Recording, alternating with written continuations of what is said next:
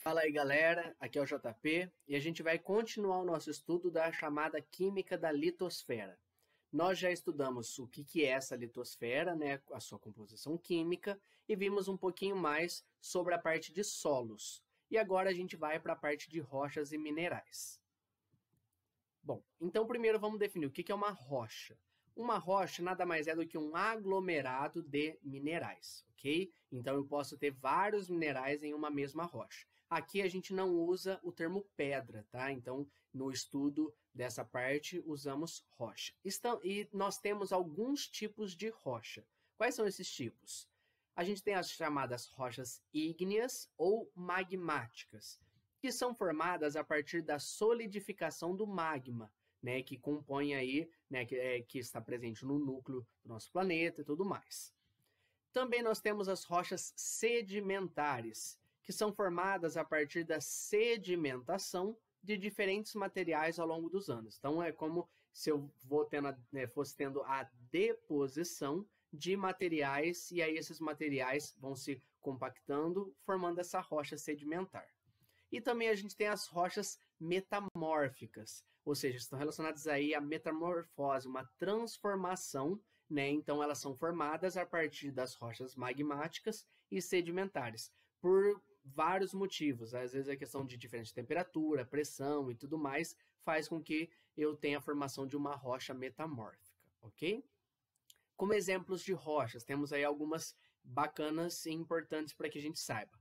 Primeiro, nós temos aí o granito, né? Quando a gente estuda lá a questão de separação de misturas e tudo mais, a gente tem que guardar que o granito, por ser uma rocha, ele tem diferentes coisas que estão presentes nele, né? O granito é uma rocha ígnea, formada aí pelos minerais quartzo, feldspato e mica. E a diferente quantidade desses minerais faz com que eu tenha os diferentes tipos de granito que a gente observa. Também nós temos o calcário, que é uma rocha sedimentar, e o mármore, que é uma rocha metamórfica, ambos aí com uma grande quantidade de carbonato de cálcio, ok? Essa substância aí que vai dar origem, né, ao nosso mineral, que vai formar essas rochas aqui. Então, 3 exemplos aí de rochas muito comuns no nosso dia a dia, beleza? Bom, falando um pouquinho mais agora, então, sobre o que é um mineral, para a gente entender justamente como eles vão formar essas rochas. Os minerais têm algumas características em comum. Vamos defini-las aqui, tá?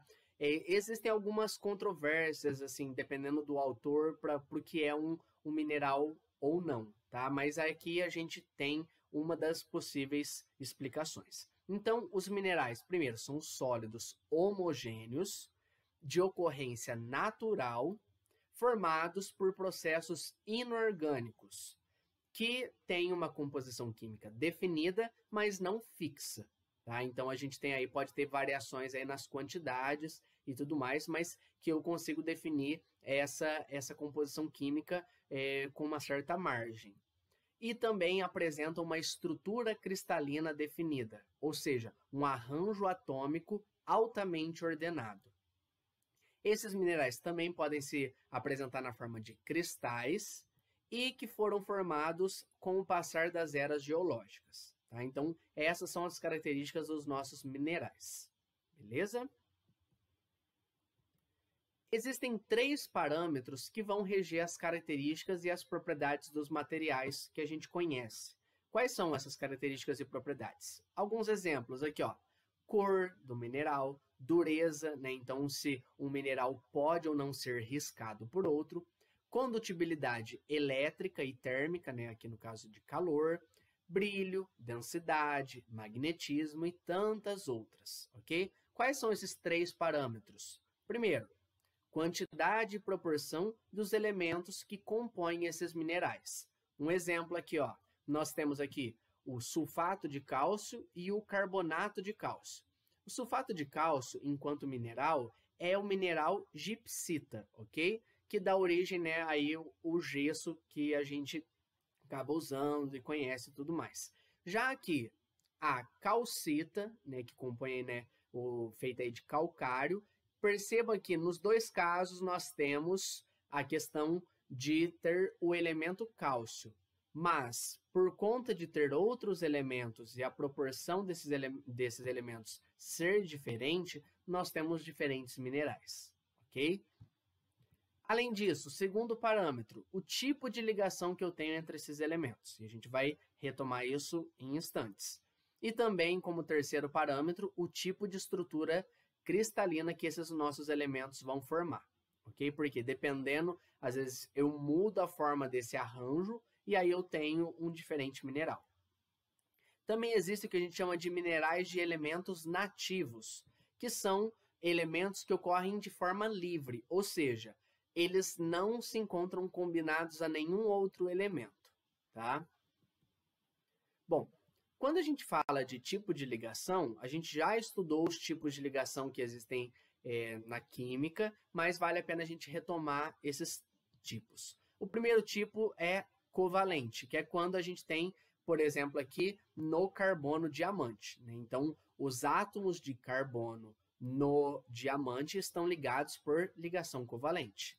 Também a ligação iônica, quando a gente tem aqui, por exemplo, como que os íons de sódio e de cloro estão ligados para poder formar o cloreto de sódio, que é o sal de cozinha. E o último tipo de ligação é a ligação metálica, por exemplo, quando eu tenho dois átomos de ouro ligados entre si, ok? Uma maneira que a gente aprendeu de maneira bem simplificada, mas que vale a pena a gente retomar aqui, né, bem fácil para guardar e associar o tipo de ligação, é usando aqui o FONCL-BRISC pH, ou como eu também ensinei, fui ontem no clube, briguei e saí correndo para o hospital.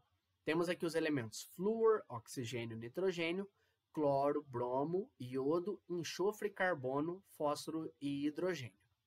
Bom, tendo esses elementos, né, isso aqui é obviamente uma simplificação, sempre que eu for analisar a ligação de dois elementos, eu vejo o seguinte: se os dois elementos estiverem dentro desse grupo, nós temos uma ligação covalente. Então, por exemplo, aqui ó, na estrutura do carbono, átomo do diamante, aliás, nós temos dois carbonos ligados. Então, tá aqui, ó, carbono ligado com carbono, os dois dentro, ligação covalente. Se eu tenho um dentro e um fora desse grupo, nós temos uma iônica. Por exemplo, aqui, ó, o sódio não faz parte desse grupo, mas o cloro faz parte. Então, ligação iônica, ok? Formação aí de íons, enquanto aqui nós temos compartilhamento de elétrons. E por fim, o último tipo, os dois fora, eu tenho uma ligação metálica. Ouro não faz parte daqui, então ouro ligado com ouro, ligação metálica, ok? Isso aqui funciona muito bem na maioria dos casos que a gente tem que analisar. Detalhe aí só para a gente associar.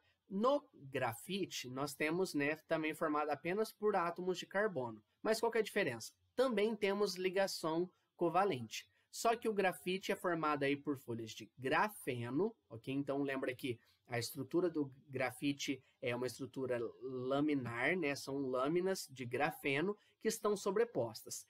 Cada lâmina, né, eu tenho o que a gente chama de grafeno e eu tenho carbono ligado com carbono por ligação covalente.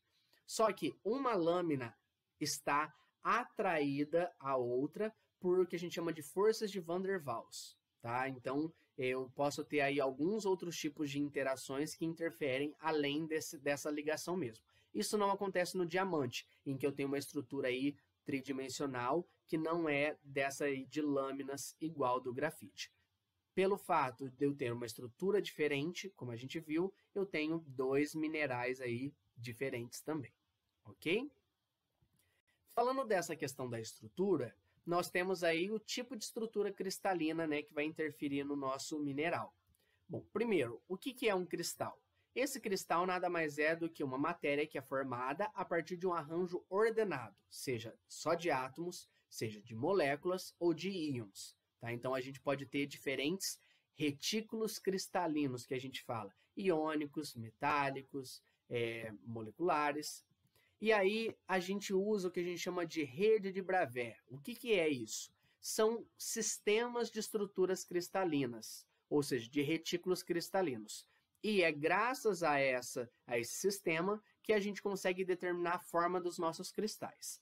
São 7 sistemas que, com algumas variações, dão o total de 14 redes. Então, nós temos os sistemas cúbico, tetragonal, ortorrômbico, trigonal monoclínico, triclínico e trigonal. E aí, alguns apresentam mais aí alguma variação, né? Por exemplo, aqui o cúbico temos 3 possibilidades e assim por diante. Totalizando aí as 14 redes de Bravais que dão o que a gente conhece aí das estruturas dos cristais, tá? Então, aí existe um estudo mais aprofundado disso daqui, e aí com isso, na mineralogia, na cristalografia, a gente consegue precisar melhor. Isso aqui é mais para a gente conhecer mesmo toda essa riqueza, essa variedade, beleza?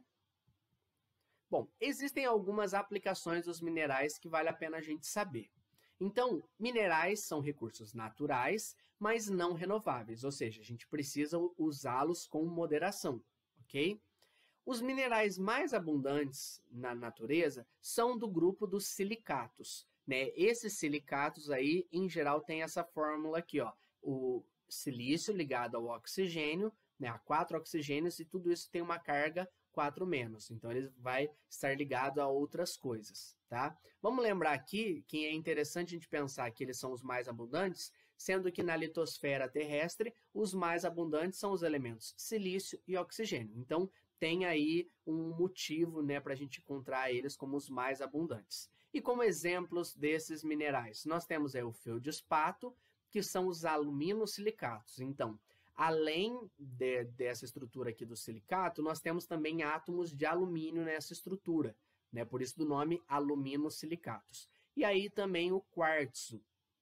Temos aqui um óxido de silício, ok? No caso, esse aqui é o dióxido de silício, que dá origem à sílica, por exemplo, que a gente encontra na questão da areia e tudo mais. Então, esses são os minerais mais abundantes que a gente tem na litosfera, ok? Esses dois.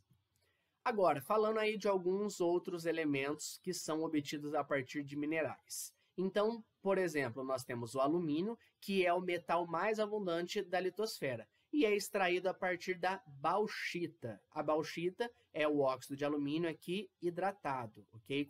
Temos moléculas de água na estrutura cristalina.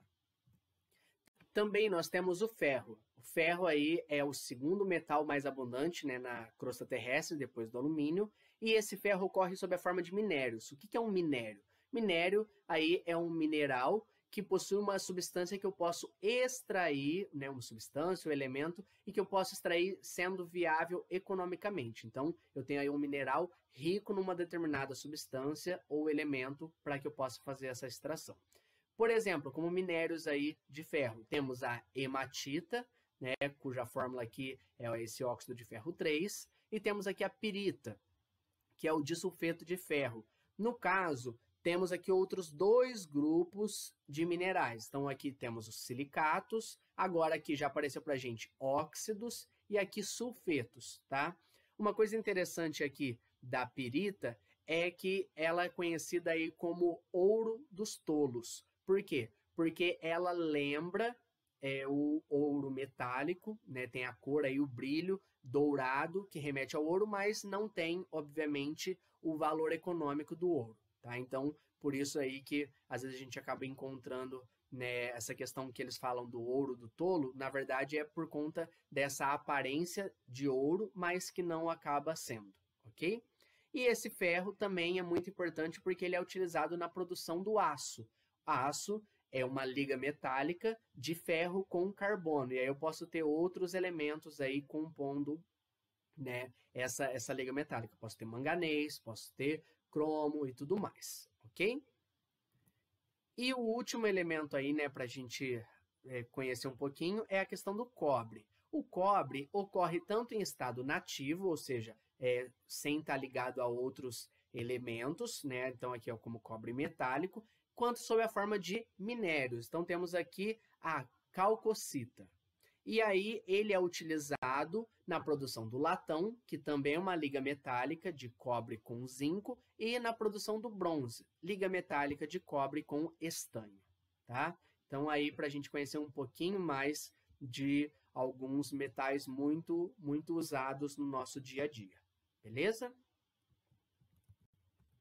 Bom, isso aqui foi um panorama, né, geral da química da litosfera para a gente conhecer e aprofundar um pouquinho mais, mas obviamente tem muita coisa. Bom, a gente para por aqui. Qualquer dúvida, estou à disposição.